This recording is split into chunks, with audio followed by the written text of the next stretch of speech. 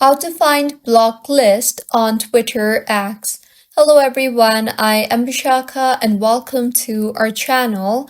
I will take you through the step-by-step process on how to find blocked list on Twitter X.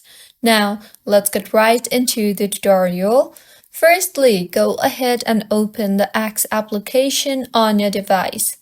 Make sure you are signed in and now tap on your profile icon on the top left of your screen and further tap on the Settings and Support drop-down. You will further see the Settings and Privacy option. Tap on that.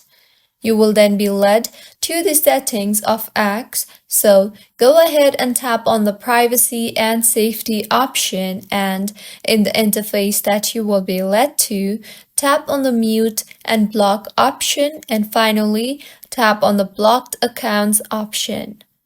You will then be able to see all the accounts that you have blocked on X.